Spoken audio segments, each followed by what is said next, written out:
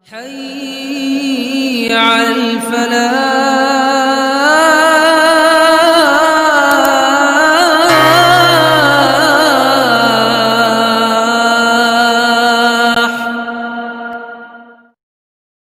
Tahukah kita bahwa Islam telah sampai di Cina 20 tahun setelah Rasulullah SAW wafat, tepatnya pada saat Utsman bin Affan menjadi khalifah, ketika seorang sahabat Nabi bernama Sa'ad ibn Abi Waqqas dikirimkan ke sana.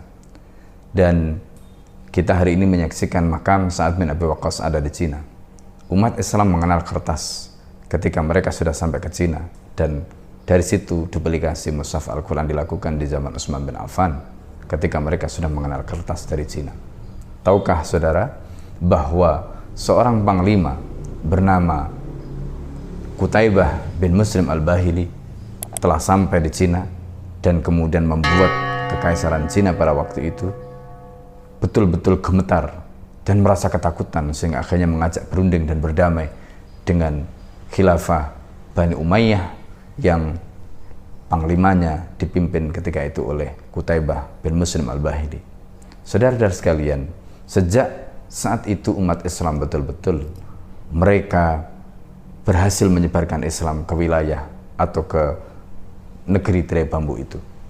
Islam berkembang, banyak kaum muslimin lahir dari wilayah itu. Islam bukan baru sampai ke Cina. Setelah rezim berganti, bahkan kemudian ketika mereka menganut ideologi komunis, disitulah permusuhan antara Republik Tiongkok dengan Islam, khususnya kaum muslimin ini mereka lakukan.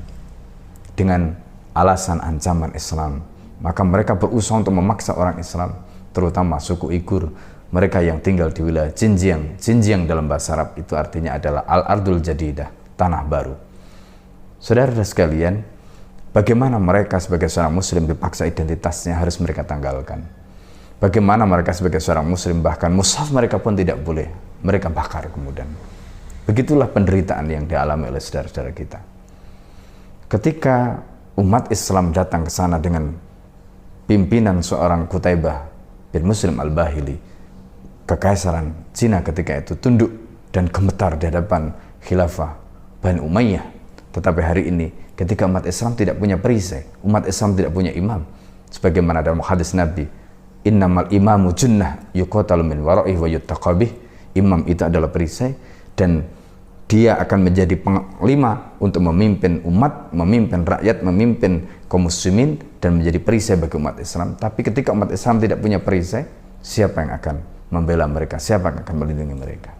Maka hari ini apa yang dialami oleh saudara-saudara kita di Uighur, Xinjiang, membuktikan bahwa umat hari ini membutuhkan bukan sekedar persatuan dengan la ilaha illallah, tetapi la ilaha illallah harus dijaga dan dimartabatkan. La ilaha illallah harus didaulatkan dengan adanya institusi, dan itulah yang disampaikan oleh baginda Nabi, falzam jama'atul muslimin wa imamahum, terikat, pegang teguh jamaah kaum muslimin, falzim jama'atul muslimina wa imamahum. Inilah perintah agar umat betul-betul mewujudkan institusi tadi, betul-betul memiliki institusi, karena dengan institusi itu mereka akan memiliki junnah, memiliki perisai. Hadanallahu wa iyyakum ajma'in. Assalamualaikum warahmatullahi wabarakatuh.